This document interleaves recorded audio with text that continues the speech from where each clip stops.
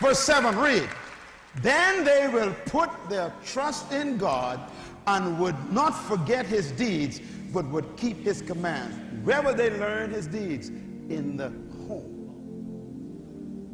My son and daughter love God because we taught them how to love God and showed them the benefits of loving God. You are the teacher of your family. I put it to you then that we must become the Kingdom Education Program. Read this out loud with me. Come on, go ahead, Brother Darrell. It says this, read out loud. The family is God's institute for education. Number 2, quickly, please, go ahead.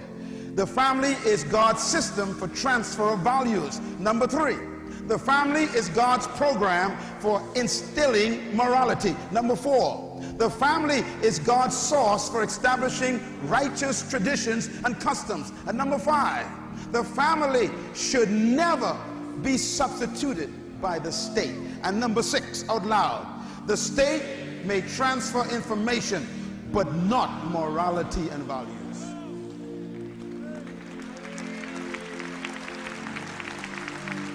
Don't let the government teach your children values. You are a kingdom man. You're from another country. You know, when you go to Chinatown in California, those children have Chinese values in the middle of the country. They don't act like the other Americans. They got their own values in that culture. That's the way your kid's supposed to be. And when your kid go to school and other kids say, you are different, they're supposed to say, absolutely yes, I'm different. Come on, clap loud. Being different is proof that you are from the kingdom of God. You mean to tell me, brother, you've been married to your wife for 13, 14, 16, 19 years, you ain't never had no other woman? No.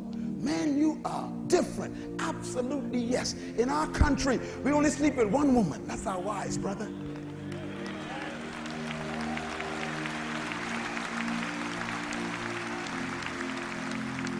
If you ain't clapping, you get me nervous. I'm going to look one more time. Let me see if you're going to clap.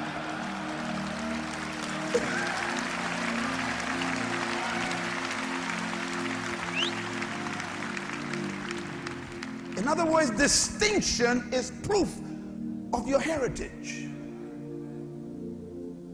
In my country, we don't commit adultery. I'm talking about heaven. In my country, we don't fornicate. Now, you could do it if you want to, but in my country, we don't do that. In my country, we don't tell lies. In my country, we don't bear false witness. In my country, we don't covet other people's cars. In my country, we are faithful to one spouse, man. And any woman winks at us, we think she is crazy. In our country, we think she's crazy. In our country, we control our zipper. Oh boy, I'm looking all the way in the back there. Let me see.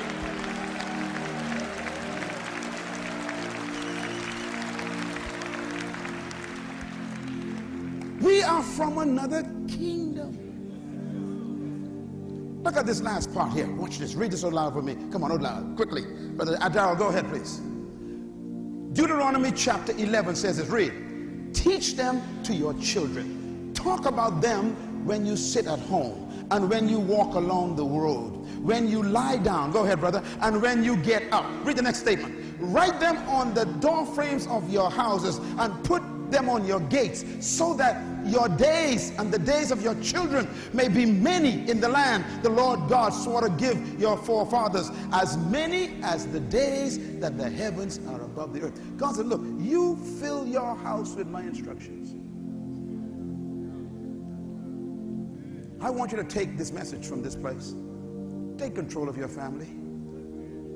Take responsibility for what your wife learns. Your wife should never know more than you. So she read one book, you read 4.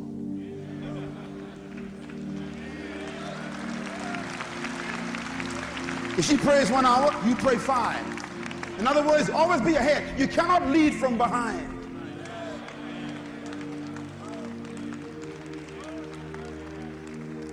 That's why God brought you here. He brought you here to change you not to excite you. You need to go back home and say, God, I repent. I changed my thinking. I am going to become a man of the house, a husband. I'm going to glue it together. I'm going to fix it. That's what God wants.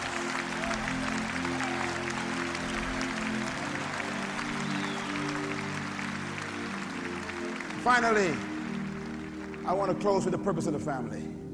Sit down, write this down quick. Number one, write this down, please. The purpose of the family is for socialization. Next, please. The purpose of the family is for civilization. You know, the way you civilize your kids is in the home. That's why your kids are uncivilized and they're in gangs. If you don't socialize your own kids, they'll find socialization outside the house. If you don't civilize your own son or daughter, they're going to find civility outside the house. Next, please, go ahead. Let's put them all down. The family is supposed to preserve. It's a place of preservation where you protect and preserve things in it. And then the family is for identification. Where do you get your identity from? It should be from your family. That's why people leave the family and give themselves cheaply to other people. They're trying to find their identity. You're supposed to find your value and your identity in your family. Number 5, the family is for procreation. That means you're supposed to have kids within the context of a family. Number 6, classification. The family should classify you. In other words, a lot of young people don't know what they are because the family never showed them what they are. So they go outside the family to find out what they are, and other people make them what they want them to be. The family is also for incubation. It incubates what a person is to be. The family is also for accommodation. In other words, the family is where we allow you to be yourself. We give you room to exercise your gifts and your talents. We accommodate your uniqueness. That should happen in your family. The family is also for liberation. It sets you free to be all you were born to be. It encourages you to pursue your goals and your dreams and give you support to pursue your destiny. The family is also for transformation. You're supposed to be changed through the impact of your family to become God's image. That's how much we've missed. I put it to you that if we're going to be men, real men, we're going to have to walk as men in a family. I thought it would be important to give you the 10 principles of a family.